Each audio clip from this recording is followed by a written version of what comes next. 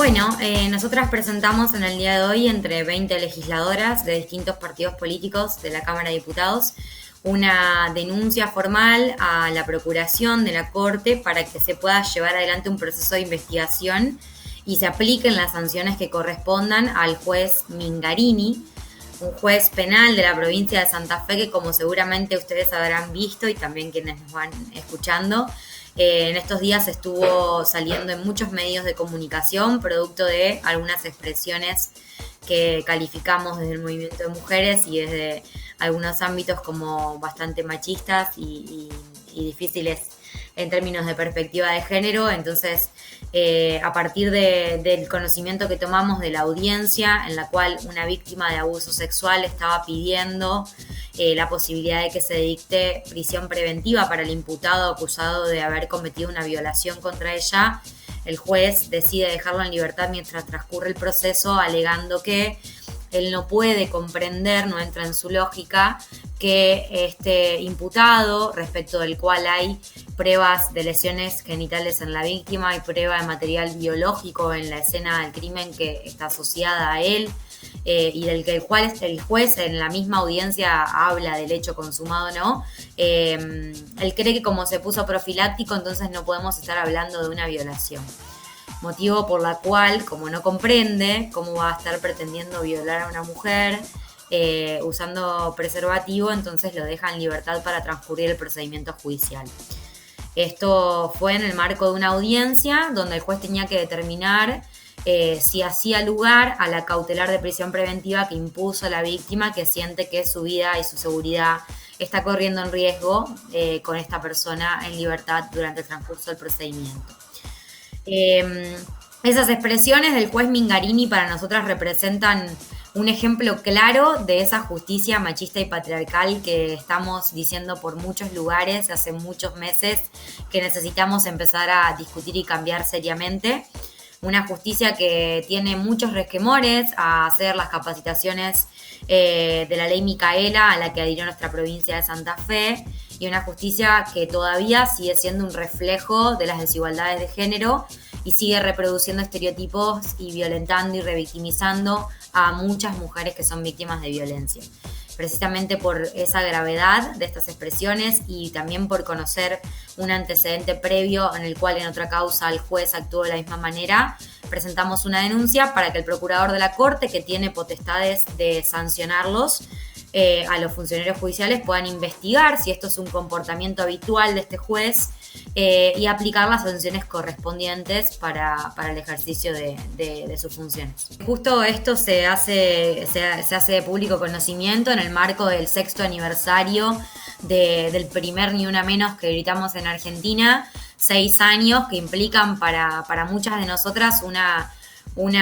avance en nuestra sociedad, un avance cultural, un avance en lo político, porque también hemos logrado muchos avances en algunos poderes del Estado y en algunos cargos de representación, también en el sector público y privado. Sin embargo, pareciera que en la justicia todavía nos cuesta mucho hacer permear estas modificaciones y cambios sociales que venimos viendo. Y eso es producto de que la justicia es una institución de muchísimos años y de historia y formada en algunos patrones y algunas cosmovisiones que ya estamos dejando atrás como sociedad, ¿no? Hoy los derechos de las mujeres y la defensa de las mujeres ante las situaciones de violencia es una obligación para los estados por muchos tratados internacionales que firmamos, muchas leyes nacionales que venimos discutiendo y muchos debates que estamos teniendo como sociedad. Entonces, que la justicia aprenda a funcionar con esa perspectiva de derechos humanos y con esa perspectiva de género es muy importante, que los procedimientos escuchen la voz de las mujeres. Hemos sabido desde siempre y con muchísimas anécdotas que nos cuentan muchísimas personas que la justicia revictimiza a las mujeres que denuncian, hace muy largo y muy tedioso el proceso y bueno, este es un ejemplo más de aquellas situaciones en las que una mujer que es violentada pide ayuda al Estado a través de la justicia y recibe la respuesta contraria. Nosotros estamos hace un tiempo ya viviendo una situación bastante insólita e inédita en la provincia de Santa Fe. Por primera vez en muchísimo tiempo tenemos un ministerio y una ministra en educación, que está destitularizando docentes, que está dando marcha atrás en un montón de conquistas laborales y conquistas de derechos que se habían logrado por parte de los trabajadores de la educación en estos años. Muchos de los docentes que habían concursado para cargos de titulares en el Ministerio de Educación han sido desplazados de su cargo de titular, puestos en una situación tremendamente de desprotección, sin la posibilidad de saber qué va a pasar con ellos y con su situación, y qué va a pasar con esos concursos que aprobaron y por los que titularizaron, y que hoy la ministra, el gobernador Omar Perotti, decide que no tienen derecho a ser titulares y los manda a concursar de nuevo.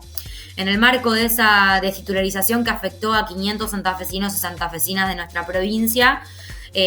muchos de esos trabajadores y de esos docentes eran personas que llevaban adelante una de las políticas socioeducativas más importantes que tuvo Santa Fe, que incluso fue premiada a nivel internacional, que fue el Vuelvo a Estudiar Virtual. Un programa de política pública para buscar a aquellos jóvenes, a aquellos chicos que dejan la escuela por distintas razones, traerlos de nuevo a estudiar, traerlos de nuevo al sistema educativo, pero con un plan pensado específicamente para ellos y en condición virtual. Antes incluso de que llegara esta pandemia funcionaba este sistema que les permitía estudiar incluso sin tener acceso a la conectividad. Ese programa que permitió recuperar a un montón de personas que habían dejado la escuela, fueron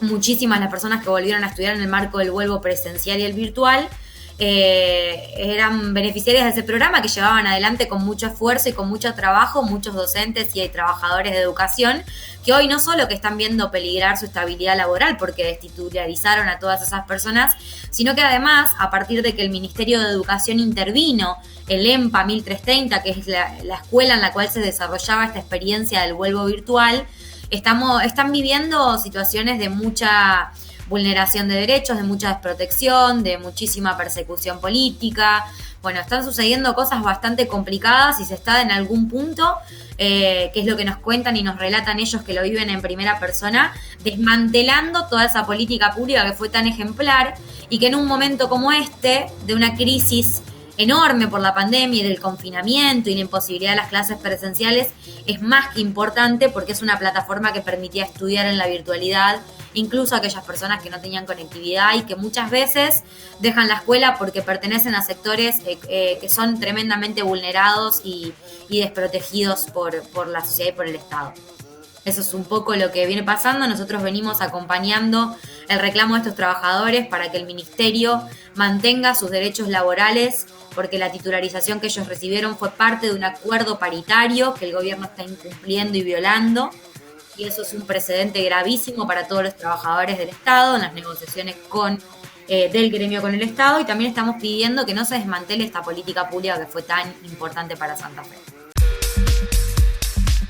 Se llevó adelante un curso de capacitación de cambio climático y ciudades porque consideraban muy, pero muy importante empezar a capacitar a la ciudadanía en general, a las personas que están llevando adelante una responsabilidad en algún ámbito de alguna institución o también en el Estado, en capacitarnos en cuáles son las problemáticas actuales que el cambio climático está produciendo, que son muchísimas, que son muy graves. Sin ir más lejos, estamos en una pandemia que nos puso en una situación y en una crisis extraordinaria en el mundo y que es producto de la forma en la que producimos y nos relacionamos con el medio ambiente, y tiene mucho que ver con la forma en la que no estamos cuidando nuestro planeta, y creemos que la herramienta más importante para poder cambiar esas cosas a largo plazo es generar instancias de formación y educarnos todos y todas con conciencia en estos temas, saber cuáles son las problemáticas, cómo cada uno contribuye con su actitud individual y cómo cada uno puede cambiar esta realidad desde las políticas públicas o desde las instituciones y la sociedad civil.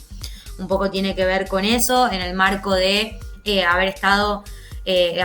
ingresado en la legislatura hace unos meses atrás un proyecto para que Santa Fe adhiera a la Ley Yolanda. La Ley Yolanda es una ley nacional en la que ahora se dispone la obligación del Estado de capacitar a todos sus funcionarios en la crisis climática que estamos atravesando, que es una ley muy importante de la mano de la ley Micaela. Son dos leyes muy importantes para empezar a tomar con seriedad dentro de las instituciones del Estado y como sociedad dos grandes debates que se están dando en todo el mundo, que están discutiendo todas las sociedades y que tienen que ver con la igualdad de género y con la transición ecológica que necesitamos hacer como planeta, como especie humana.